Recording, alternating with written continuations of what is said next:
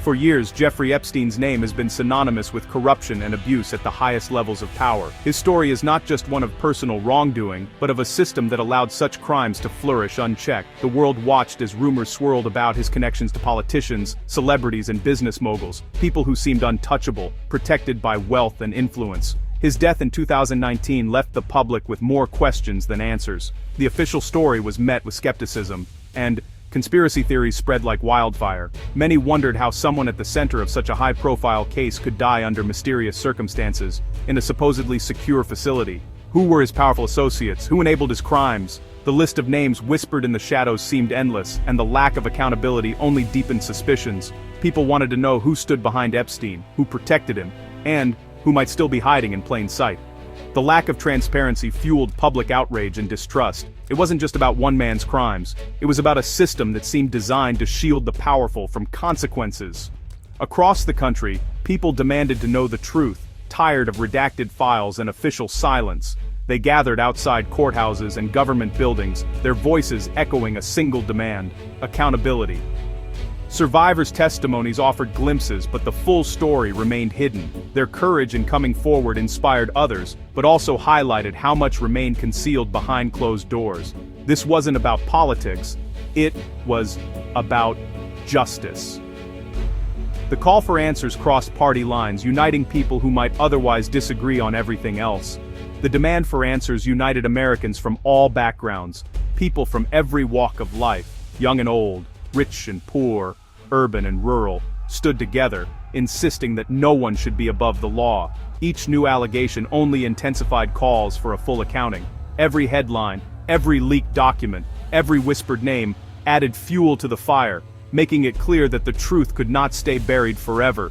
Ghislaine Maxwell's conviction was a step, but the public knew she wasn't the only one involved.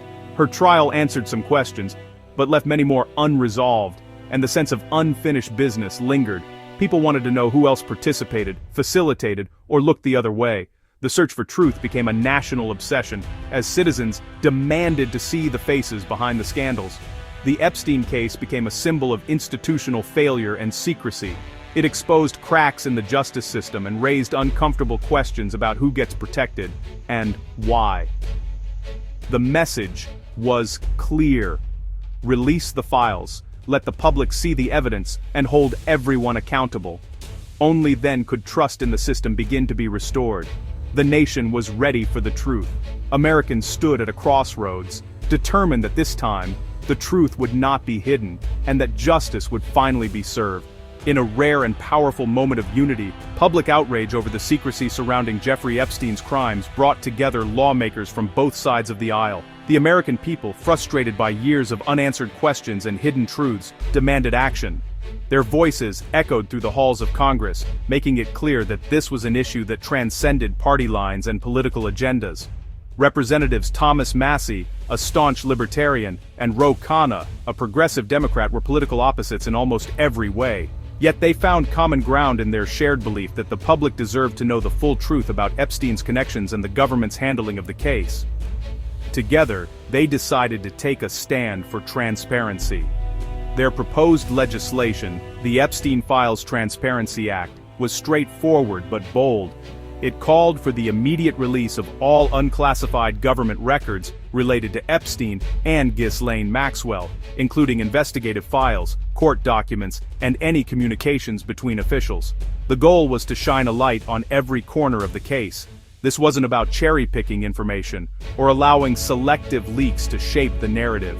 It was about full, unfiltered disclosure, giving the public access to the facts, no matter how uncomfortable or inconvenient they might be for those in power.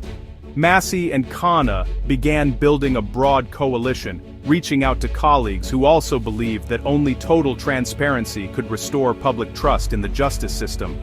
They argued that secrecy had only fueled conspiracy theories and eroded faith in government institutions, but their efforts were met with stiff resistance from party leaders and entrenched interests who preferred to keep certain details hidden. Some argued that releasing everything could compromise ongoing investigations or embarrass powerful figures. Refusing to back down, Massie and Khanna took their case directly to Congress and the American people. They held press conferences, spoke at town halls, and used every platform available to make their argument for openness and accountability. They insisted that this was about justice, not politics. The victims and the public deserved answers, and only by revealing the full truth could the nation begin to heal and move forward. The bill was simple in its demands: release every unclassified document, protect the privacy and dignity of victims, and let the facts speak for themselves. It was a call for honesty in a time of widespread skepticism. The partnership between Massey and Khanna became a symbol of what was possible when leaders put principle above politics. In a deeply divided nation, their alliance showed that the demand for truth could bridge even the widest gaps. As word spread, the movement gained unstoppable momentum. Social media buzzed with calls for transparency, and news outlets covered the growing pressure on Congress. The leadership could no longer ignore the groundswell of public demand. With the nation watching and the stakes higher than ever, the stage was set for a dramatic legislative showdown that would test the resolve of Congress and the power of the people's voice. Despite bipartisan support, House leadership stalled the bill. Massey and Khanna used a rare discharge petition to force action, needing 218 signatures to bypass leadership. Democrats quickly signed on, but the real drama was among Republicans. Representatives Green, Boebert, and Mace broke ranks, risking backlash to support the petition. Nancy Mace, herself a survivor, made it personal. "I will never abandon other survivors." Their defiance fractured the party and put pressure on others to choose a side. The final signature came from a New Democrat, compelling Speaker Mike Johnson to schedule a vote. The petition's success was a victory for grassroots power and a blow to institutional secrecy. The House was now set for a historic vote.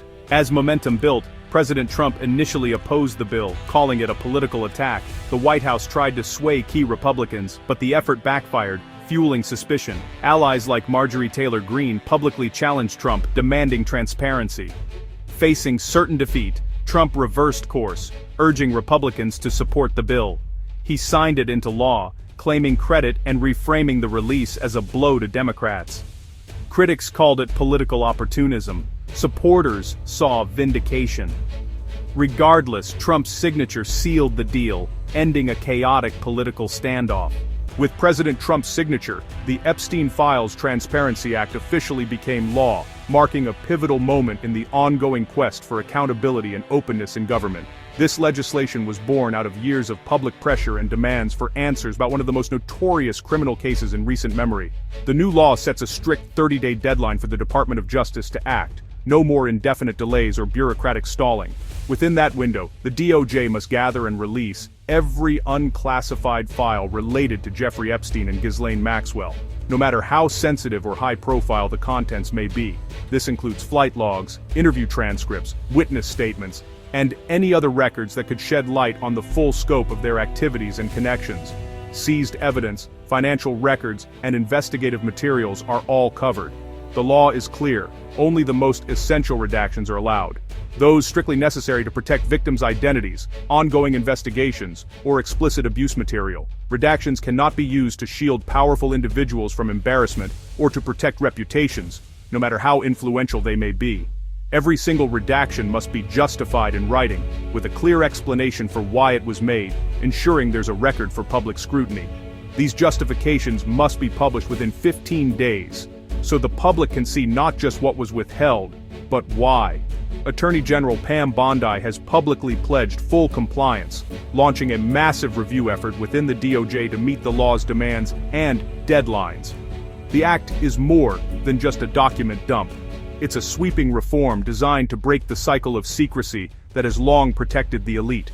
By mandating disclosure, it aims to dismantle the barriers that have kept the truth hidden behind closed doors for decades. The Epstein Files Act sets a new, higher standard for transparency in government investigations, one that could serve as a model for future reforms.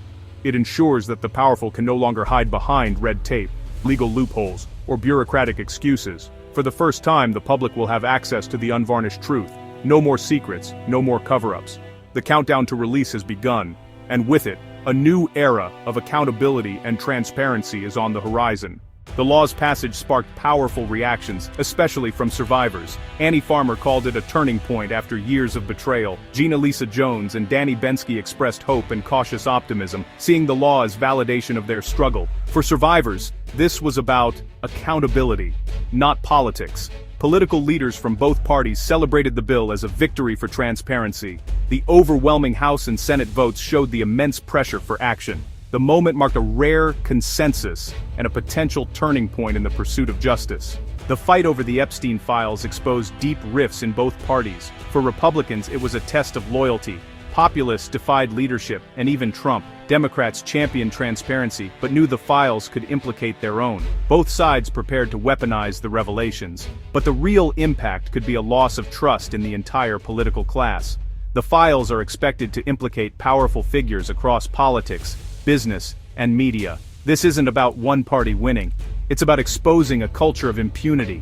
The reckoning would be bipartisan, and the fallout unpredictable. With the law in place, the nation watched as the 30-day countdown began. The DOJ scrambled to prepare a massive trove of documents for release. The files promised answers to questions that had haunted the public for years. Survivors hoped for justice. The public demanded accountability. The release could spark new investigations and lawsuits, shifting focus from Epstein to the system that protected him. This was a test of America's commitment to equal justice. Would transparency prevail?